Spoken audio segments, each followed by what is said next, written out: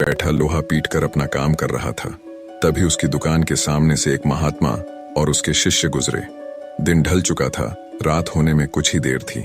महात्मा लोहार की दुकान में गया और कहा कि क्या आज रात के लिए हमारे यहाँ रहने की व्यवस्था हो सकती है।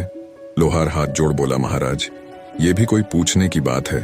आप जैसे महात्माओं को शरण देने और मेहमान नवाजी का मौका तो बहुत ही किस्मत से मिलता है। लोहार ने महात्मा जी और उनके शिष्यों की ठहरने की पूरी व्यवस्था की। उनकी अच्छे से मेहमान नवाजी की और बढ़िया भोजन करवाया। महात्मा जी लोहार की मेहमान नवाजी से बहुत खुश हुए। सुबह हुई तो महात्मा अपने शिष्यों के साथ चलने की तैयारी कर लोहार के पास आए। बोले, तुम्हारी मेहमान नवाजी से मैं बहुत खुश हूँ। मांगो कोई 3 वरदान, जो भी तुम्हें चाहिए हो। यह बात सुनकर लोहार खुश हो जाता है। थोड़ी देर सोच विचार कर कहता है, महाराज, मुझे पूरे 100 वर्ष की आयु प्रदान करे। महात्मा कहता है कि यह लो हो गया, अब तुम 100 वर्ष तक जिंदा रहोगे। अब अपनी दूसरी इच्छा बताओ।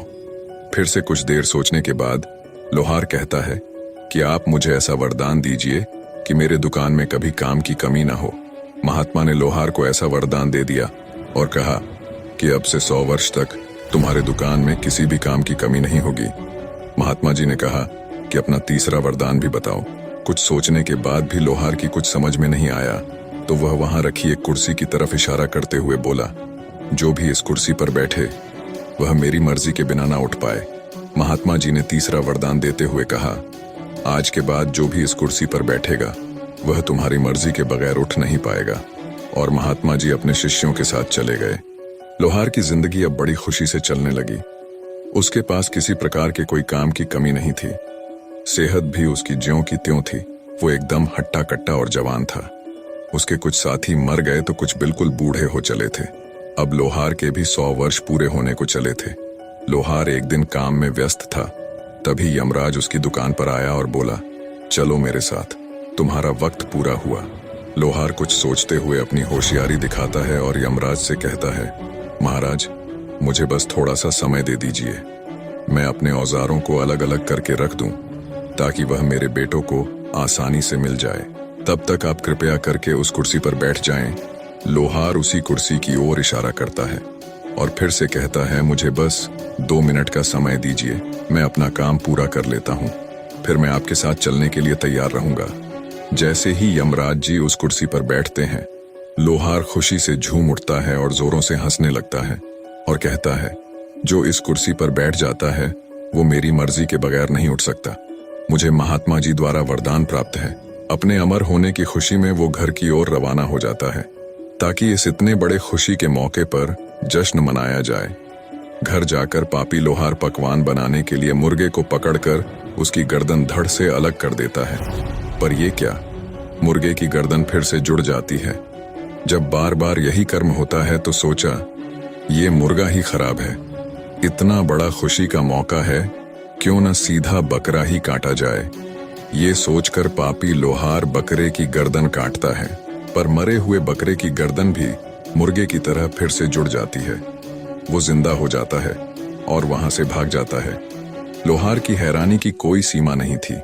कुछ सोचता है और फिर एकदम से अपना सिर पकड़कर बैठ जाता है।